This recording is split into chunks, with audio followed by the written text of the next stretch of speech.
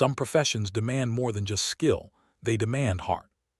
They're the ones where you stand on your feet all day, take orders, smile through exhaustion, and swallow every ounce of pride because a paycheck depends on it.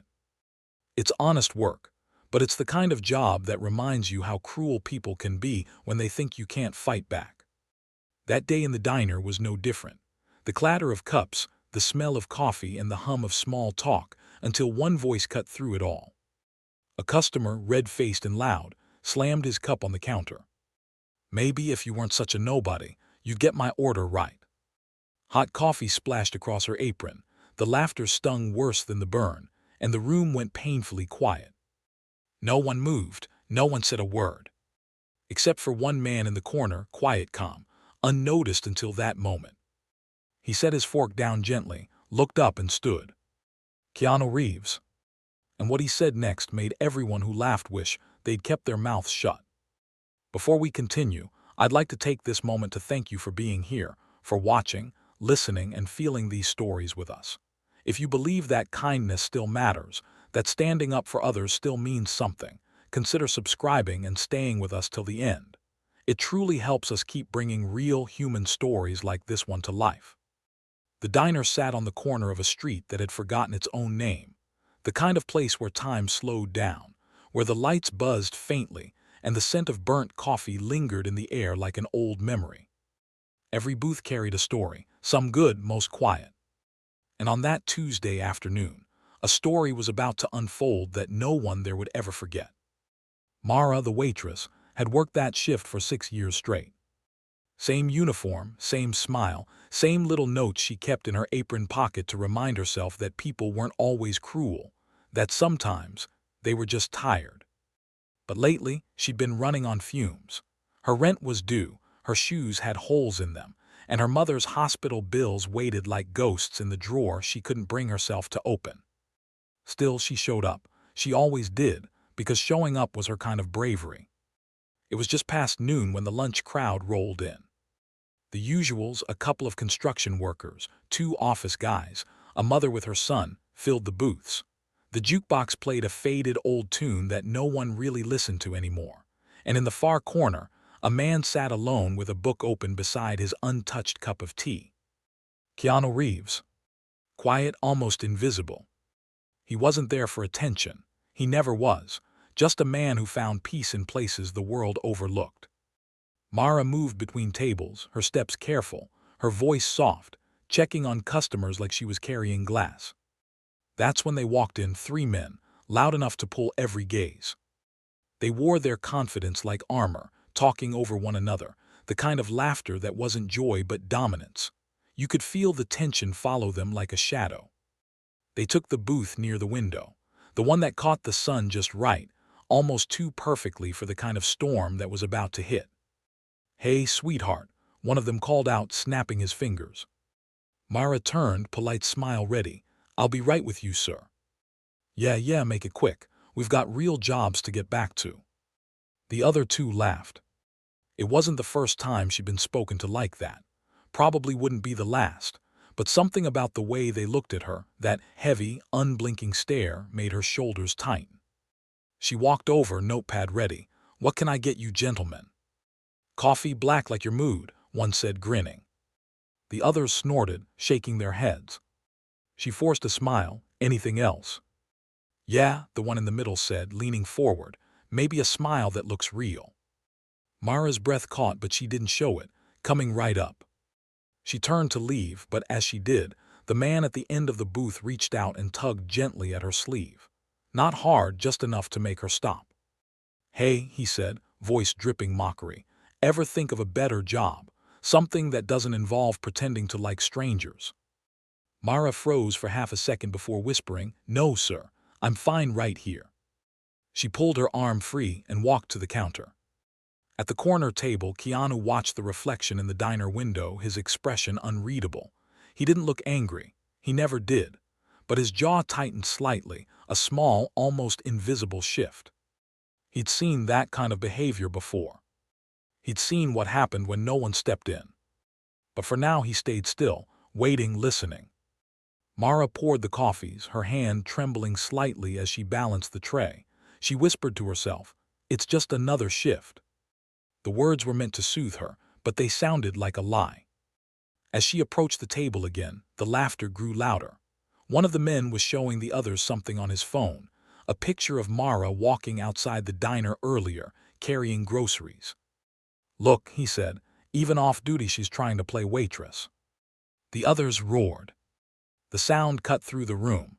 People shifted uncomfortably, pretending not to notice. Because that's what people do when cruelty feels too close, they look away.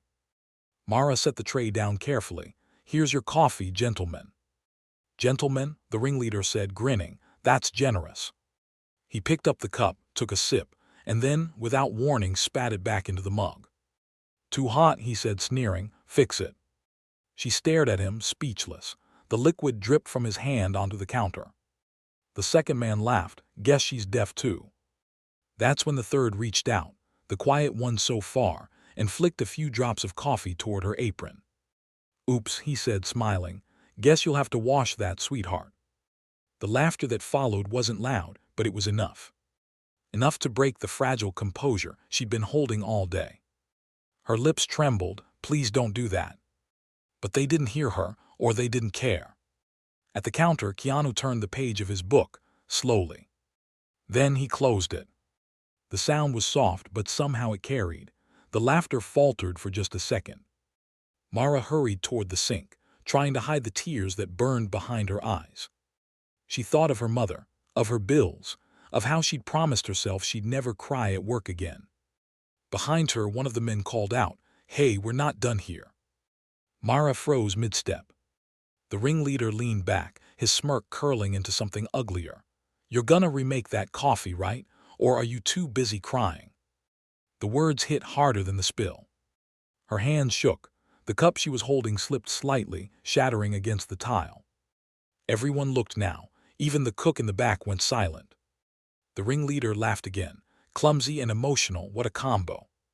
And then someone stood. Not fast, not loud. Just steady, intentional. Keanu Reeves walked forward, his footsteps slow but sure, the kind of walk that made noise stop meaning anything. He reached the counter, eyes locked on the men but voice calm as still water. "Apologize to her." The ringleader snorted. "What's it to you, old man?" Keanu didn't answer. He just looked at him long enough for the man's confidence to flicker. One of the others said, "Hey, chill, dude, we're just having fun." Keanu's tone didn't rise. "Fun doesn't look like that." The ringleader laughed nervously. "You her bodyguard or something?" "No," Keanu said softly. "Just someone who knows how it feels to be laughed at for no reason." For a moment no one moved. The tension stretched thin, fragile as glass. Then the man pushed his chair back. "You got a problem." Keanu stepped closer, closing the distance between them. His voice stayed even. "You don't want to make this worse." The man scoffed, trying to hide his unease. "You think you scare me?" Keanu tilted his head slightly. "No, I think you scare yourself." A murmur rippled through the diner. Someone whispered, "That's Keanu Reeves." But he didn't seem to care. Fame meant nothing here. What mattered was the girl standing behind the counter, shaking, too afraid to speak. The ringleader tried to smirk again. "Whatever, man, we were leaving anyway." Keanu didn't move. "Not before you say you're sorry." The man rolled his eyes. "For what?" Having a sense of humor. Keanu's eyes hardened, still calm but sharper now. "For mistaking cruelty for confidence." The man hesitated.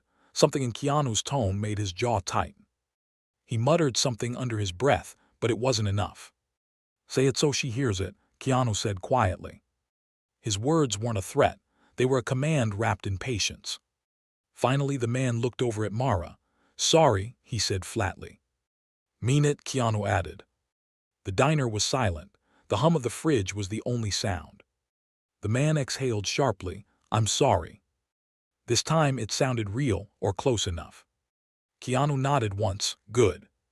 He stepped back, letting the silence breathe again. "Now you can leave." The three men stood, avoiding everyone's eyes as they shuffled toward the door. One of them muttered, "Freakin' psycho." Keanu didn't turn, but his voice followed them. "Next time, try being decent, it's easier." The bell above the door jingled, and just like that they were gone. Mara stood frozen, one hand over her mouth, unsure whether to cry or thank him. Keanu looked at her gently. "You okay?" She nodded barely. I think so." He smiled faintly. "Then take a breath, you did nothing wrong." She managed a shaky laugh. "I broke a cup." He shrugged. "Cups can be replaced." For the first time that day, the diner felt quiet in a good way, peaceful instead of heavy. The cook peeked out from the kitchen. "Hey, buddy," he said, half smiling, "you know you just scared half my customers away." Keanu smiled back, "Just the wrong half." The laughter that followed was small, but it felt like healing. Mara wiped her eyes. "Thank you," she whispered. Keanu nodded. "Don't thank me. Just promise you'll never let people like that make you feel small again." She nodded again, and for the first time all week she meant it. But what none of them knew, not Mara, not the cook, not the few customers left, was that those three men weren't done. Humiliation doesn't sit well with egos like theirs. And outside, just around the corner, they were waiting. The calm inside the diner wouldn't last long. Because sometimes, standing up for someone isn't the end of the story, it's just the beginning. The air outside the diner had turned colder, the sky painted in dusky gray as twilight crept in. A wind passed through the narrow street, carrying with it the faint hum of traffic and the smell of rain waiting to fall. Mara stood by the counter, trying to steady her breath.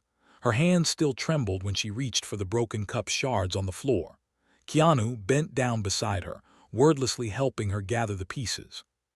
"You don't have to," she began softly. "I know," he said, "but sometimes doing something small helps clear the noise." They worked in silence for a moment, the quiet between them not awkward but healing. When they were done, she gave a small smile, the kind that comes from gratitude, not relief. He nodded once, wiped his hands, and headed toward the door. "Are you leaving?" she asked. He turned slightly. "For now." Her eyes flickered with worry. "Thank you again." Keanu gave a faint smile. "Don't thank me, just take care of yourself." He stepped outside. The sound of the door's bell faded behind him. But out there, the calm didn't last long. The three men leaned against a black pickup parked half a block away, cigarettes glowing faintly in the fading light. Their laughter was gone now, replaced by something meaner, humiliation sharpened into anger. "That guy thinks he can humiliate us like that," the ringleader spat, kicking at the curb, "in front of everyone." The second man snorted. "He's just some washed-up actor looking for attention." The third smirked. "Then let's give him some." Keanu's steps were slow and deliberate, his hands tucked into his jacket pockets. He didn't look their way, but he felt the eyes on him, that heavy, bitter kind of stare that always came before trouble. "Hey," the ringleader barked, "tough guy." Keanu stopped. The tone alone told him what was coming. He turned, calm as ever. "Evening." "Evening?" the man laughed, throwing his cigarette to the ground. "You think this is over?" Keanu sighed softly. "I was hoping it was." The man took a step closer. "You embarrassed me in there." "No," Keanu said gently. "You did that yourself." The words hit harder than a punch. The others shifted uneasily, torn between pride and doubt. "Big talk," the second man sneered. "What are you gonna do, quote a movie at us?" Keanu's eyes didn't waver. "You want another audience, you'll find one soon enough." The ringleader's hand shot out, gripping Keanu's jacket. "You think you can just walk away?" Keanu didn't move. He didn't even flinch. "I could," he said quietly, "but then you go back in there and take it out on her. And I don't let that happen." The man's smirk faltered. "You don't let." He didn't finish. Keanu's hand moved like a reflex, not a hit, just a shift, brushing the man's wrist aside with controlled precision. The ringleader stumbled back half a step, shocked at how easily the grip was broken. "I don't fight to hurt people," Keanu said evenly. "I fight to stop them from hurting others." The second man lunged forward, more out of pride than courage. Keanu sidestepped, guiding his momentum past him, letting the man's own movement send him off balance. His hand met his shoulder, gentle but firm, redirecting him into the wall of the alley. The man grunted, wind knocked out of him. The third froze, unsure. "Man, he's fast." "Enough," Keanu said, voice low but commanding. Rain began to drizzle, faint at first, then steady. The streetlight above them flickered, casting long, trembling shadows across the pavement. Keanu stood still, his breathing steady. The three men looked at him not with anger now, but confusion. They picked the wrong target and some part of them knew it. "Listen," Keanu said softly, "you can walk away right now. Go home. Forget this happened, or you can stay and make a choice you'll regret for a long time." The ringleader wiped rain from his face, his pride still louder than his sense. "You don't tell me what to do." Keanu exhaled slowly. "You're right, life will." He turned his back, a move that only someone completely certain of control could do, and started walking away. The second man muttered, "Forget it, man, he's not worth it." But the ringleader wasn't done. "He made me look weak." He rushed forward, grabbing a half-full glass bottle from a trash bin and swinging it toward Keanu's head. In one motion, Keanu turned, caught the man's wrist mid-swing, and twisted it just enough to make the bottle drop harmlessly to the ground. The crash echoed. Keanu's voice was calm, unshaken. "Now you're just proving me right." He released the man, who fell back, clutching his wrist and gasping in pain. Keanu took a slow step forward, not to threaten, but to make sure his words landed. "You don't get stronger by breaking people down," he said quietly. "You get smaller." For a long, breathless moment, no one moved. Rain pattered against the asphalt, washing away the last traces of bravado. Finally, the men backed off, muttering curses that no longer carried weight. They stumbled toward their truck, soaked and defeated, their laughter replaced by silence. The engine roared to life, and they sped off down the wet street, disappearing into the blur of headlights and rain. Keanu stood there for a moment, watching them go, not satisfied, just certain. He didn't fight to win. He fought so someone else wouldn't have to lose. Back inside the diner, Mara had just finished cleaning up when she noticed the time. Her shift had ended an hour ago. She rubbed her eyes, exhaustion sinking in, but her heart still raced, replaying the moment that man had stood up for her. The door chimed softly. Keanu walked back in, rain dripping from his jacket. Mara blinked. "You came back." He smiled faintly. "Forgot to pay for my tea." She laughed quietly, shaking her head.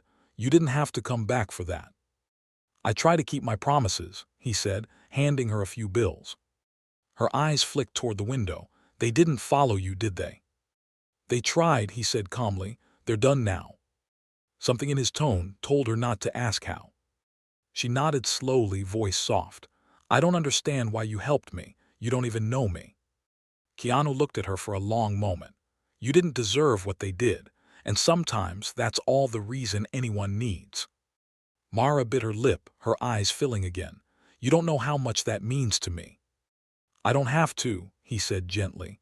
"Just remember it the next time you see someone else in that spot. Don't look away." Her hands tightened around the coffee pot. "I won't." The cook leaned through the serving window. "Hey, if he's not doing anything, maybe give him a slice of pie, on the house." Mara smiled. "You sure?" The cook grinned. "Man just cleared out half our problem customers. Least we can do." Keanu laughed softly, the kind of laugh that carried warmth instead of amusement. "I appreciate it." He took a seat by the window again, the same corner where he'd been sitting before all of this began. The diner was nearly empty now, the soft hum of the jukebox filling the silence. Mara poured him a fresh cup of tea and slid the pie across the table. "Thank you," she said again, quieter this time, not just for the fight, but for reminding her that good people still existed. Keanu nodded. "We all just need reminders sometimes." For a while, neither spoke. The rain tapped against the glass like a gentle rhythm, and the neon sign outside flickered in time with the storm. Finally, Mara whispered, "You know, I always thought I was weak for not standing up for myself." Keanu looked up. "It's not weakness to choose peace first, but when peace is taken from you, standing up isn't violence, it's grace." Her lips trembled into a smile. "Grace," she repeated softly, like the word meant something new now. He finished his tea, left the cash under the saucer and stood. "You take care, Mara." "You too," she said, "and thank you again." He gave a small nod, then walked to the door. Before stepping out, he glanced back once, just long enough to meet her eyes and smile. Then the bell rang, and he was gone back into the rain. Outside, the street was quiet again. The puddles reflected the glow of streetlights, the world moving on like it always does. But inside that small diner, something had changed. The customers who came in later that night felt it. The way people spoke a little softer, smiled a little more. The air felt lighter, like the echo of what had happened still lingered somewhere in the corners. And Mara, she didn't just feel safe. She felt seen. Sometimes heroes don't wear capes. They don't announce themselves or wait for applause. They just show up quietly when it matters most. And in that quiet diner, Keanu Reeves reminded everyone of one simple truth. Kindness doesn't make you weak, it makes you unstoppable.